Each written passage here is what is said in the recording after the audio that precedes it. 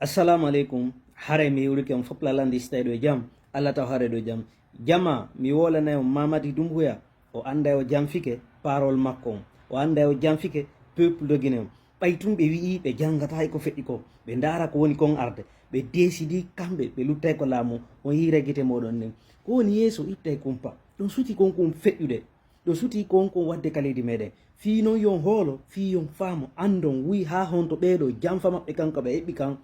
fi confisquegol pouvoir on par tous les moyens légaux. Donc jamano sikkude menen ko mi woni kon arde men dénonça dérive autoritaire ji maɓɓe ɗi ɗo sikkude menen mi wata accude ɗum ma hara mi wata menen kadi fowtinde wonki jameni non mais vi que meɗen yiɗani jama o moƴƴere meɗen yiɗi meɗen faala kadi o leydi meɗen ndi woni leydi nunɗudi leydi fewndi leydi ko tawta foppo wuura e mayri jawle lagine ɗen sendire no duyira noon laawi ɗin golle hôpital ji waɗe ko tawta woɓɓe si jukkiɓe heɓa heko ñawdeɓe haysi ɓe ala mbuuɗi maɓɓe ɗin est ce que on fammi so yiɓe député ɓe no débattude ɗo fi loi ji ɗi waweta ko hay jangede kamɓe si ɗum ɗo faminali on ko tawta boxiti ji meɗen ni e or e millere de fer ko wona ko yaltine tumboyde toon hedde sangari to ittede tu wonna minuma yaltine ko chinois ɓe dedi kasa darata ko nombre de combien ko kamɓe arata wolana ɓe montan ko ye kom kamɓe ɓe anda ɓe ukkoto to woni ɓe bonnaw jawle on nani hanke mamadi omo honkitabal wo o yidni wo watta gollayɓe makko ɓen fof ministére ɓe makko ɓen fof département ji maɓɓe ɗin fof wo ɓe falaka ko yiltintinta ɓe are cela veut dire que kanko mamadi o décidi o viola serment makko on alors que non min ko minata en tant que mamadi Doumbouya si o respectali parole makko si laggine aroyi waɗugol guere si opposition immay ke yahiraniɓe ñagono toon haray ko kamɓe provoqué ɗum ɗo foof donc haray ko ɗum si tawi ko ɗum ɗo ɓe woni ko soride conscience jama on si tawi ko ɗum ɗo ɓe woni manipulde jama yo ɓe andu ko haddiɓe kon ɗum haray ko ɗum si tawi ko ɗum wonnon communiquirde waɗa ɗi piiji moɗon e hoore ko tawta marsata wawata marsude donc ɓe ala kadi nini mbuuɗi hiɓe ñawlade obligatoire wo ko obligatoire par ce que si ɓe tampi ala mo ɓe fewta e muɗum sina patron ɓe meɗen ɓe sina enen ɓe ala mo ɓe fewta e muɗum hiɓe ñawlade patron ɓe ɓen hiɓe faala obligatoire ko ñawle 1600 milliards de franc guiné hiɓe faala ko ñawle ɓiɗi no par ce que ɓe ala mbuuɗi eɓe memmini lawol entre mamou labe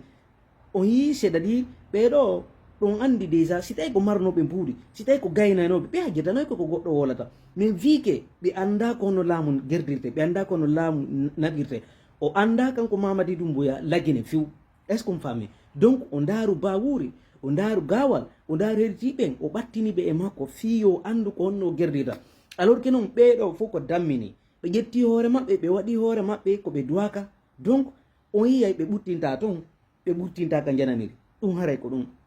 ɗo suti ɗo ɓe waɗuduɓe ɓen kudeta fof alamo Mamadi Doumbouya éliminali par ce que fiyonno ɗon suti ko woni kon feƴƴude na ko suuɗi ɗe hani yaltande ɓe iwanen ɓe ka ɓaw babe ko ɗum haray ko ɗo jama on fof prépare mi toujours mi wowa e wolugol mi selata kadi wolugo kadi ko kanko Mamadi ko habbima kon ratatamo e kadi si allahu lan no jaaɓi o surprise irte no alpha kone surprise rano si allahu lan no jaaɓi haray ko ɗum wata goto hulu wata goto ƴenƴo ɓeɗo ɓe wata en ɗo fewtude e meɗen ɓay hara ko tampuɓe ɓe ñawlo en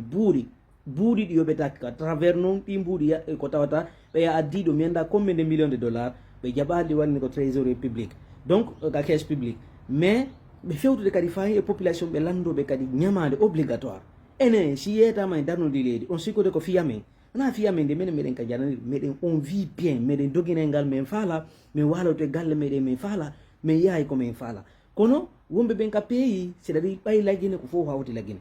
ko luttuɗa ko jananir yo ñande gora inna e hoota e ko maɗa donc ko marɗa valeur ko ka maɗa si tawi meɗen combatude yiye e faamon ando wayi ɗum ɗo wawa e darade ñande goro mais à une condition en fof meɗen jonidiren juuɗe meɗen en fino wawiren darnirde leydi meɗen ndi si innama yo darne leydi ndi yeeyoɓe ɓen ko tawtano marɓe jawle ɗen ɓe hani darude activité ji maɓɓe ɗin ɗe suuti leydi ndi ɗi ƴettama en otage jawle laggine ɗen ɗeɗo tun wawno waɗande no wawno en alimentude électricité laggine fof jawle wonde ɗen yaltude laggine hannde so on andi no ittiri majje on daroto no darno leydi ndi haray ko ɗum sukaɓe employé ɓe no woodi lannuɓe diplômé ɓe ala golle